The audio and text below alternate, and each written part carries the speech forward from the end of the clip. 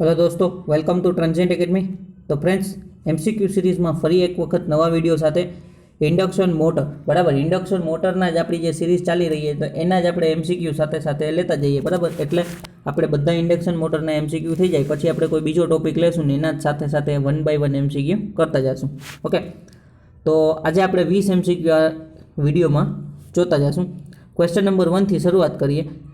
what happen if the fifth harmonic is given to the induction motor बराबर। Induction motor ने जो fifth harmonic आपवामां आवशे तो शुं थशे? तो फ्रेंड्स एनो आंसर थशे ऑप्शन नंबर बी बराबर कि motor will rotate in reverse direction. जो एने फिफ्थ हार्मोनिक्स आपशुं तो मोटर छे आपणी ई रोटेट थशे रिवर्स डायरेक्शन में।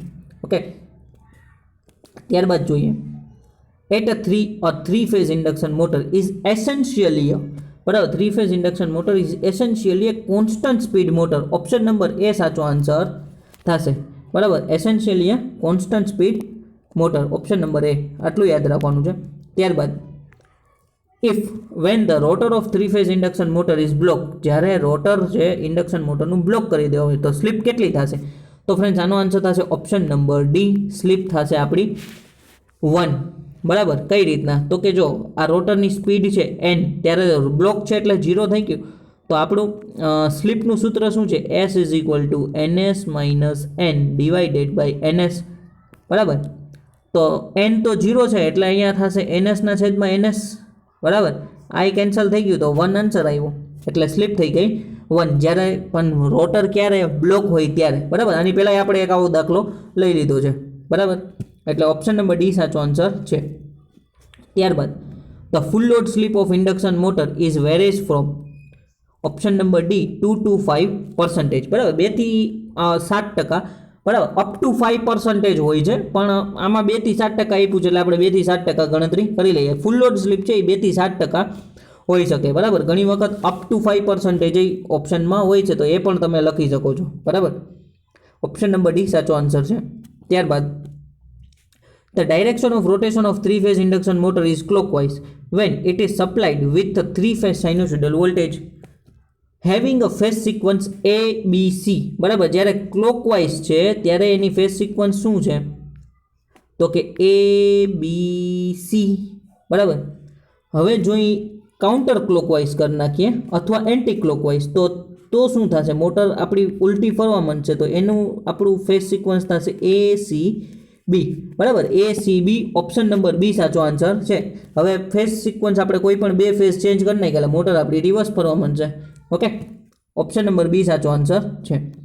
ત્યારબાદ the rotor winding of three phase wound rotor induction motor is generally star connected बराबर।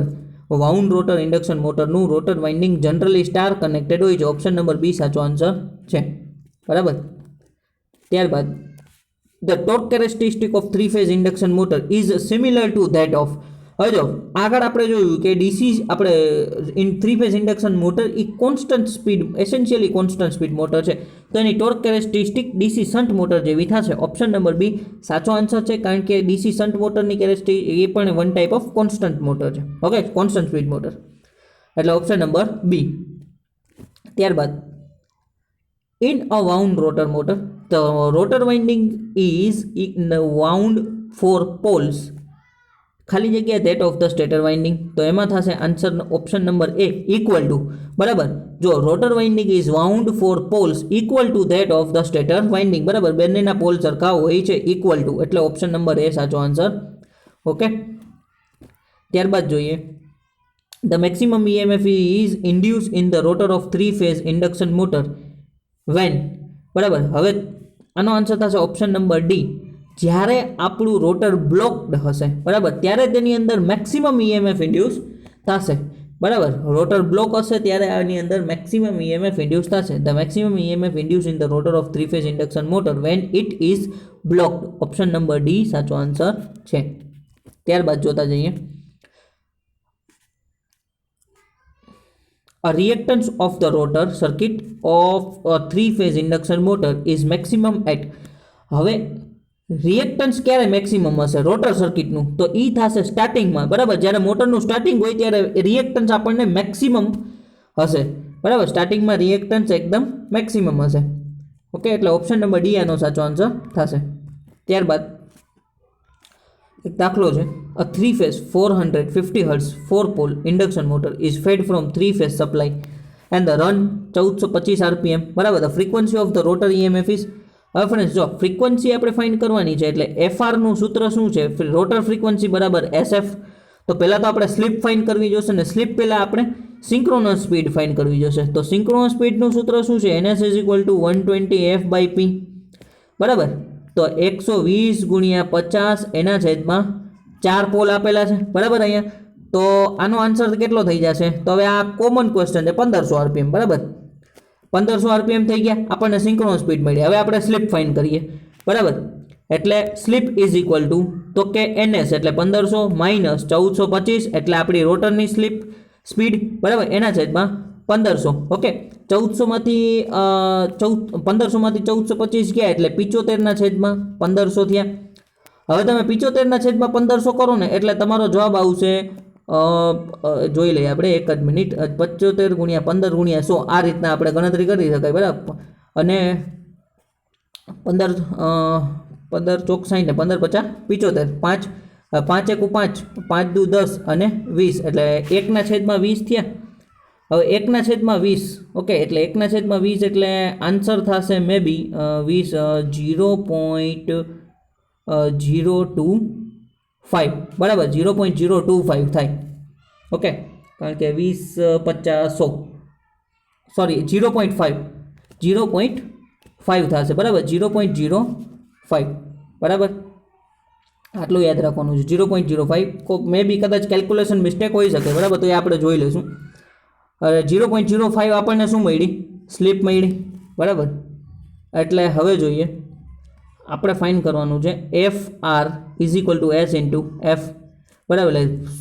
આપણને મળી 0.05 એને ગુણ્યા ફ્રીક્વન્સી છે 50. બરાબર. તો 5/100 એને ગુણ્યા 50 મીંડું ગયું 5 1 5 5 2 10. બરાબર. 5/2 એટલે જવાબ આવ્યો 2.5. ઓકે, 5/2 એટલે 2.5. તો ઓપ્શન નંબર એ સાચો આન્સર છે. ઓકે ફ્રેન્ડ્સ, તો બહુ સારો એવો દાખલો અહીંયા લીધેલો હતો. બરાબર. ઓપ્શન નંબર એ આનો સાચો આન્સર આવશે. 2.5 હર્ટ્ઝ આપણી રોટરની ફ્રીક્વન્સી થશે. બરાબર. મે બી કદાચ લખાણમાં તમને આડું ઉડું લાગ્યું હોય તો 1 કે 2 ફેરે વિડીયો તમે જોઈ લેજો. બરાબર. આગળ પાછળ કરીને એટલે તમને સમજાઈ જશે. ઓકે, સૌથી પહેલાં આપણે શું કર્યું? સિંક્રોનસ સ્પીડ ફાઇન્ડ કરી, પછી સ્લીપ ફાઇન્ડ કરી અને પછી તો ફ્રીક્વન્સી આપેલી છે તો S × F. આ સૂત્ર મહત્વનું છે, આટલું યાદ રાખવાનું છે. ત્યારબાદ if a stator voltage of squirrel cage induction motor is reduced 50%, the rated value, the torque developed by the reduced, તો how many percentage its full load value. બરાબર. the torque developed is reduced by how many percentage the value. જો વોલ્ટેજમાં 50% ઘટાડો કરવામાં આવે તો ટોર્કમાં કેટલા ટકા ઘટાડો થશે? તો આ દાખલો આપણે ફ્રેન્ડ્સ આની પહેલા લીધેલો તો કે torque is proportional two V². બરાબર. ઇન્ડક્શન મોટરમાં torque proportional two V². Okay, તો ટોર્કમાં મતલબ કે વોલ્ટેજમાં 1/2% એટલે કે 50% એટલે 1/2². બરાબર કરીએ તો એટલા થાય છે 1/4 એટલે ખરેખર 25%. પહેલાં કરતાં 25% આપણા ટોર્કમાં ઘટાડો થશે. બરાબર. એટલે ઓપ્શન નંબર એટલે 25% આપણો શું કીધું કે how many percentage of the it's full load value, એટલે જે ખરેખર પહેલાં કરતાં 4 ગણો ટોર્ક ઘટી જશે એટલે 25%. પહેલાં 100%ના 25% આપણા ટોર્ક રહેશે. ઓકે, આટલું ખાસ યાદ રાખો. મેન છે ને આ ટોર્ક પ્રોપોર્શનલ ટુ V² નો તમારે રેશિયો યાદ રાખવાનો છે. ઘણી વખત પૂછીએ કે ભાઈ 75% ઘટાડો થયો. બરાબર. એટલે એ રીતના ટોર્ક પ્રોપોર્શનલ ટુ V² એટલે 1/4. આની પહેલા 1/4 વાળો દાખલો લીધો તો અત્યારે આપણે આ પર્સન્ટેજ વાળો લીધો છે. બરાબર. એટલે 25% આન્સર આવશે. ત્યારબાદ જોતા જઈએ. The rotor current of 3-phase induction motor is ખાલી જગ્યા slip. Rotor current of 3-phase induction motor is directly proportional to slip. બરાબર. કે જે આપણો રોટર કરંટ છે બરાબર એ આપણા સ્લીપને ડાયરેક્ટલી પ્રોપોર્શનલ ટુ છે. બરાબર. એટલે આ rotor current is directly proportional to slip. Okay.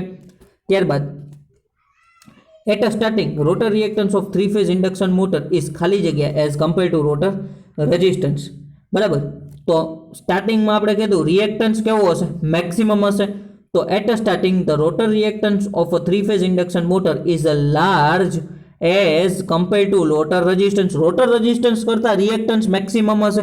બરાબર, શરૂઆતની વાત કરી જ આપણે હમણાં જ એક ક્વેશ્ચન જોયો કે શરૂઆતમાં મેક્સિમમ હશે રોટર રિએક્ટન્સ, બરાબર, તો અત્યારે રોટર રિએક્ટન્સ રેઝિસ્ટન્સ કરતાં તો મોટો જ હશે, બરાબર, એટલે ઓપ્શન નંબર સી સાચો આન્સર છે.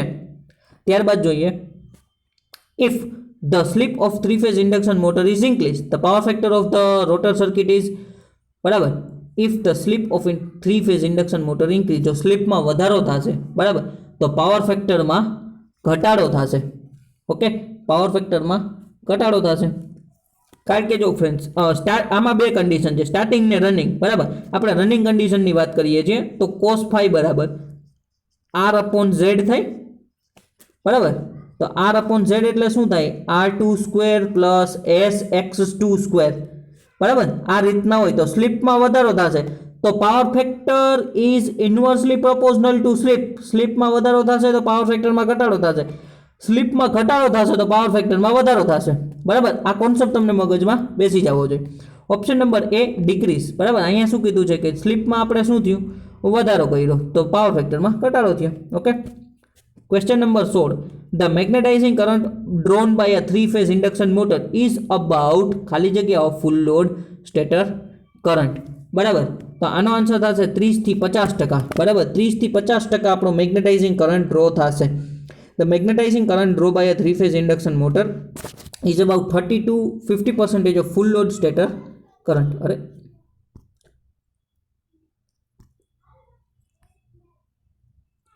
ओके, चलो ત્યારબાદ આગળ વધીએ.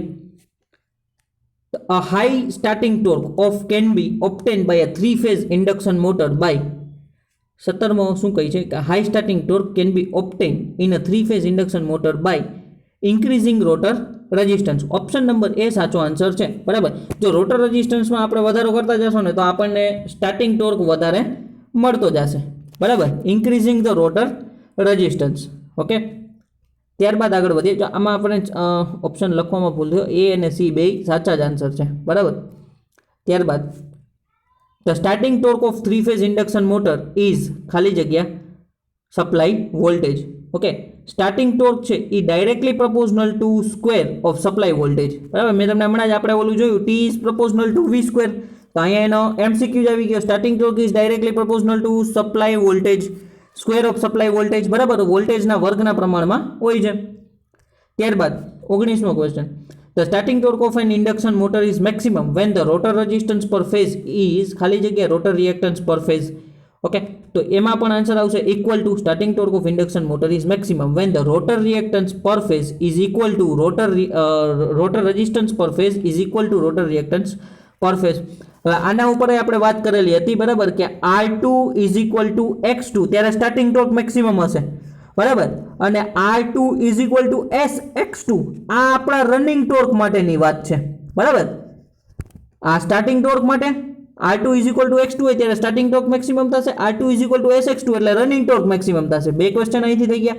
ઓકે, ત્યારબાદ if the three phase induction motor is running at slip s then the rotor copper loss is equal to, જો સ્લીપ છે, બરાબર, three phase induction motor running at slip, તો રોટર કોપર લોસ કેટલો થશે, is equal to, તો એનો answer થશે option number C S into rotor input, બરાબર. તો રોટર કોપર લોસ એસ એને ગુણ્યા રોટરનું ઇનપુટ કેટલું છે એના એટલો આપણો રોટર કોપર લોસ થશે, બરાબર. એટલે આનો answer option number C. Okay friends, ત્યારબાદ આગળ વધીએ. Question for you. આગળ આપણે 20 ક્વેશ્ચન જોયા, બરાબર. 15 કરતાં આપણે 5 ક્વેશ્ચનમાં વધારો કર્યો છે. ધીમે ધીમે ક્વેશ્ચનમાં આપણે વધારે કરતા જઈશું. ઓકે, તો આ ક્વેશ્ચનનો આન્સર તમારે કમેન્ટમાં કરવાનો છે, બરાબર. કમેન્ટમાં ફ્રેન્ડ્સ વધારેમાં વધારે લોકો કમેન્ટ જુઓ છો પણ કમેન્ટ કરો, તમને પણ મજા આવશે, બરાબર, આન્સર લખવાની. અને એ ઉપરાંત આ ક્વેશ્ચન વિશે મેક્સિમમ તમને કંઈ આવડતું હોય તો એ પણ લખો, એનાથી શું થશે તમને યાદ રહેતું જ હશે, બરાબર. The maximum EMF induce in the rotor of three phase induction motor when it no load, full load, half load and is block, બરાબર. તો આનો આન્સર તમારે બધાએ કમેન્ટમાં કરવાનો છે, બરાબર. બાકી 1 by 1 આપણે MCQ સિરીઝ વધારતા જશું અને MCQ પણ વધારતા જશું. ઓકે, તો thank you for watching this video friends. Like, share, subscribe transient academy.